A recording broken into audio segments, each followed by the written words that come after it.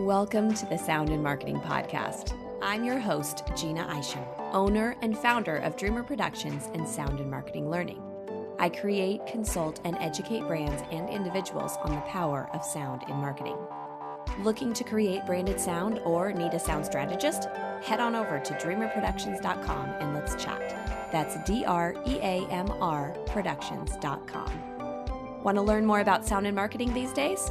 Go to soundinmarketing.com. There's courses and resources galore. Now back to the show. In part one, Sarah and Shannon discussed how NPM is all about intentionality, relatability, and purposeful storytelling for their advertising content. We pick up where we left off, focusing a little more on the way they tell stories through music in subtle but very effective ways. So I kind of mentioned before, public radio has a different relationship with music than a lot of commercial media. Definitely the way that music is used on NPR, for example, is much more subtle, much more kind of used in transitions, letting the kind of journalistic story stand on its own. But that actually kind of works in our favor with sponsorship because that gives us the opportunity to play a little bit more with music and helps kind of create that cue for listeners that, this is a little bit of a different story. And so we tend to use music in our brand soundscapes, for example, and we try to really work with it in a way that it both kind of helps to match the public radio tone, but also kind of differentiate it from an traditional NPR story. And I'd love to have Shannon speak more about that for us because they do a lot of the scoring for our pieces. Yeah, we actually work with several composers, but we create custom scoring for each of our campaigns, for each sponsor. And we do that for a couple of different reasons. One is the flexibility of being able to say, this is a story, here's the person's voice, let's find the instruments that complement it. And the reason I'm saying complement it is because the way I like to think about the scoring with this is, let's make sure that this is like, when you're listening to a song and you're listening along and the main singer is going and then they fade off, and in that transition some other guitar piece comes in and your attention is brought there, but you didn't hear that guitar until after the singer was done, right? So it's this idea of this handoff, it's this narrative, and the music is a character in the story. So how can we use that character to help tell the story in a way that doesn't take away from the message, doesn't take away from that main speaker, but still helps to communicate the tone underneath their story? So working with a composer means that we can actually sit down and be like, hey, at 32 seconds, I need a tonal shift so that we can feel the impact of this work. I need something really exciting here because they're talking about this new innovation in this automobile. Something like that we can't necessarily get when we're using stock music. And for legal purposes, right, we're not going to use popular music. We don't want to have to, deal with the rights and clearances there. And at the end of the day, the sponsor owns the story. So what can we make sure we're doing to get them something that is uniquely theirs?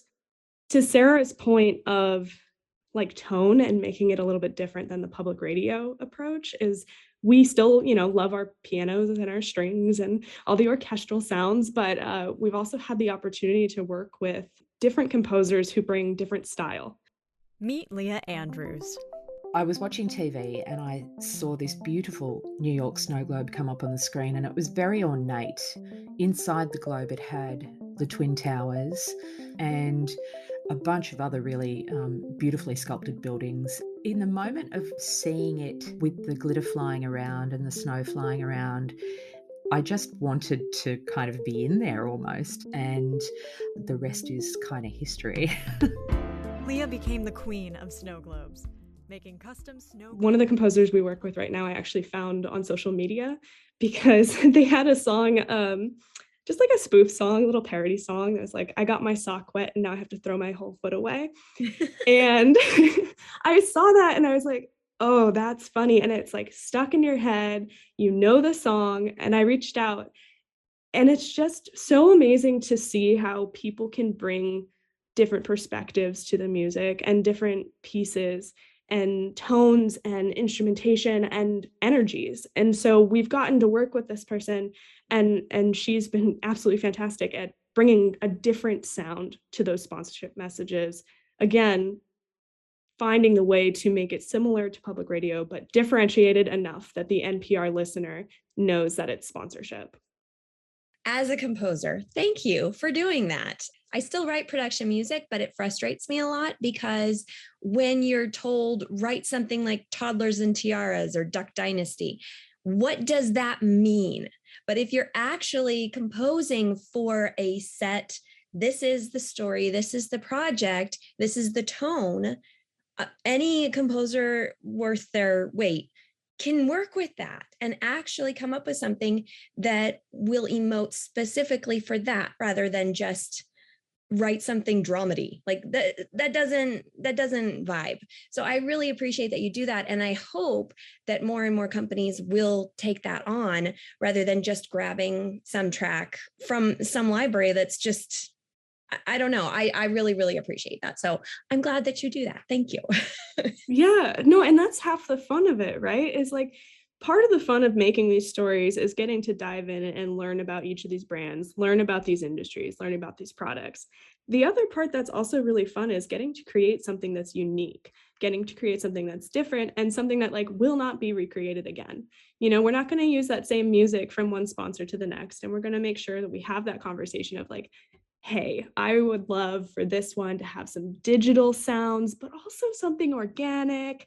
And they get really excited at this point. So let's make sure we're emoting, you know, X, Y, and Z of feelings, right?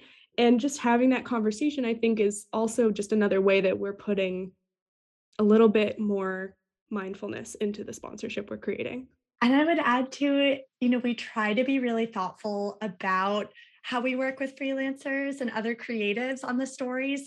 We are a very small team, so we do, need to bring in other people from time to time to help on our projects. And I think the fact that also, we've been in that role too and like worked on different projects, we freelanced in the past, that really gives you that other perspective to how can I take that extra step to make this experience of working with our team really clear and memorable and enjoyable, and how can we kind of put them first as well, because I know working in the advertising world, there's always that sort of adage of the client comes first, and we try to kind of extend the mindfulness in our work to also include the team and like make sure that we're being very clear to clients, but we're also really respecting our team and everyone we work with, and really trying to do what we do in a sustainable way that's not going to burn people out. I think that there's many different sound languages. And so if you speak the language of words,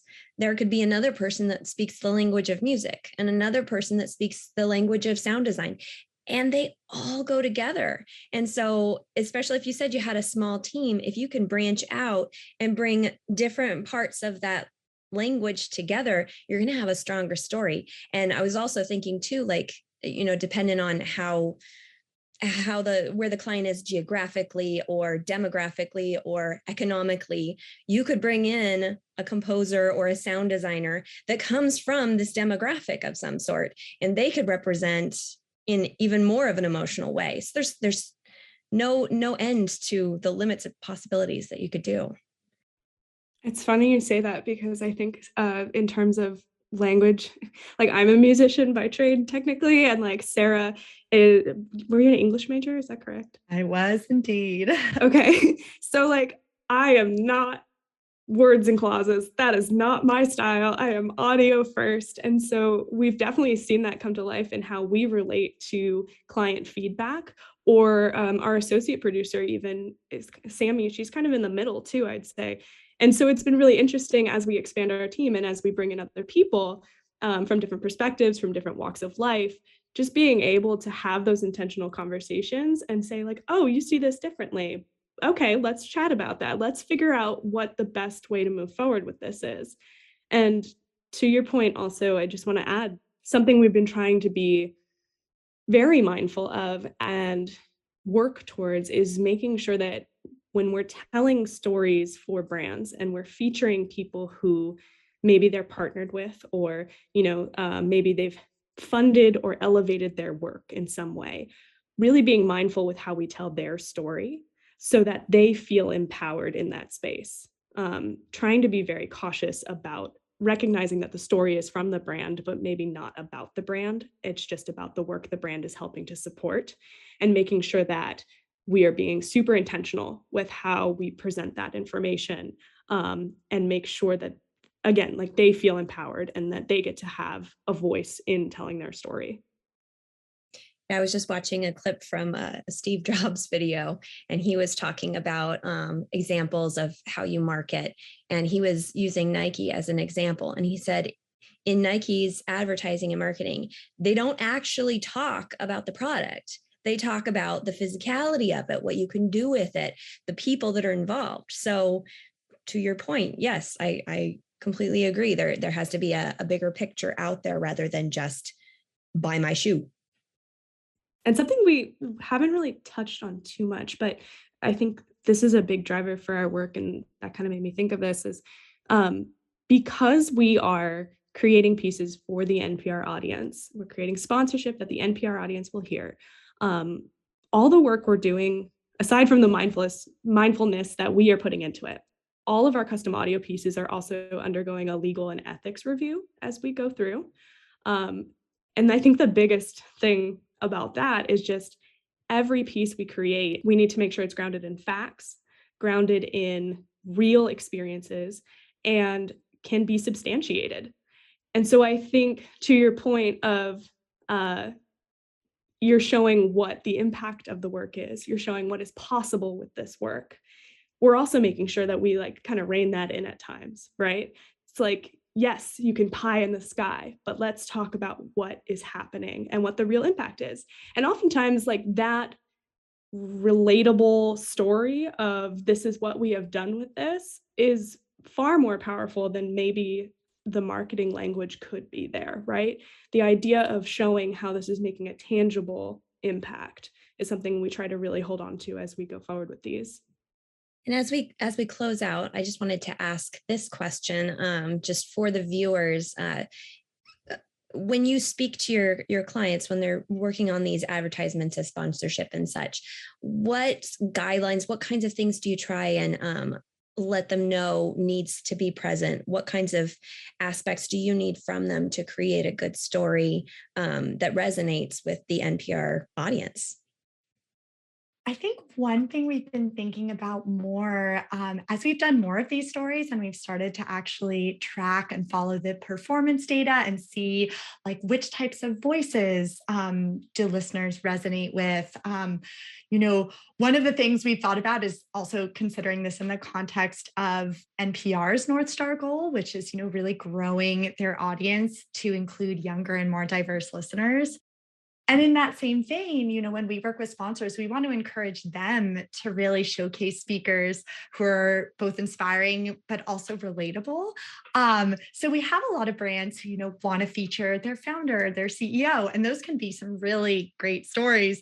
But at the same time, we also really try to encourage brands to think about people who are actually doing the everyday work, why they joined the brand, what's their story, kind of hearing from someone who maybe doesn't have the chance to speak as much, but who's really passionate about what they do. And when we've been able to do that, we found those stories really resonate and perform really well. And I think it's cool because I think really the goal of making our stories more inclusive and making our speakers really relatable is that it's important to that North Star goal of including different people, but it also really helps clients see success on our NPR platforms as well. That's really brilliant, though, because yes, you have certain CEOs like founder of Wendy's, Dave. He was always fun to watch and all that stuff. But, like what kind of a story would you get from the drive-through clerk or, somebody that's been the secretary at the company for 20, 30 years or something like that? You get a more, maybe it's not as like a quirky, cute kind of thing, but you get a more realistic perspective of that company, which again is something that you can relate to better. Like, I don't relate to Dave. I think he's funny, or was. I guess he passed away. But if I were to hear from like somebody that was on the ground actually working in the brand, it's definitely something that you can connect to in a more emotional way. So yeah, I can see the power. I think I would add there too, the C-suites tend to be very, very prepared for interviews. They know what they're saying. If you've seen them speak elsewhere, if you've seen them in ads or you've heard them in podcasts before, they probably know the exact answer that they're going to give you when you ask them a question. And the NPR listener is very finely attuned to, this is podcast, this is off the cuff, this is genuine, versus I am hearing a scripted answer. They can tell the difference, right? And so when we're talking to our sponsors and we're saying, hey, let's make sure we're creating something that is authentic and feels genuine and that listeners can relate to, exactly to your point, it's somebody who's going to speak passionately, maybe not perfectly, and that's okay. Again, with that public media approach that we're trying to put into each of our pieces for sponsorship, we're also keeping in mind that people don't speak perfectly. People say people say like, people phrase things weird and give you the wrong tense and the wrong clause, all these things that you wouldn't get in a scripted ad, but that's how you know it's real. And that's how you know it's coming from someone who is really speaking from the heart about their work and about what they're doing, which I think is the most relatable thing when you're able to actually hear why somebody does what they do. It's so memorable too, because I think some of our most fun interviews that we've done for these stories are where we actually get to hear these really interesting design stories and the problems that people faced and kind of how they worked around it. And it definitely brings the brand to life in a new way and gives people something really specific to remember as well, which ultimately is the goal. You want to leave them with something, because however that ad ends, that's what people will remember the most. At least that's what I've heard. And I was thinking too, I interviewed some gals at Mindshare a couple of years ago, and they brought up a very good point that, usually you're listening to a podcast with, earbuds in your ear or headphones, and that's very intimate. Like somebody is right there in your head. You have to be respectful of that. And if you've got, to Shannon's point, if you've got a CEO that probably has a scripted answer for everything, it doesn't come across the same. Maybe it would on a TV ad, but when you're that close, your brain is smart. It'll pick up on stuff and know that was scripted or know that was already decided. So wonderful work. Shannon, Sarah, thank you so much for joining me on the Sound of Marketing podcast. I've learned so much and I hope you had a good time. Thank you. It's been really wonderful to talk with you. This is excellent. Thank you so much. For more on what NPM is doing, check out nationalpublicmedia.org. I hope you're enjoying the show. Don't forget to subscribe on all the major podcast channels, share with friends, follow, and rate. Spread the word because, well, more people should know about this stuff. I know you know that now. For any other inquiries, you can find me on LinkedIn, Twitter, and Facebook. You can also email me at Gina, Jeanna, at dreamrproductions.com. All links will be provided in the show notes. Let's make this world of sound more intriguing, more unique, and more on brand.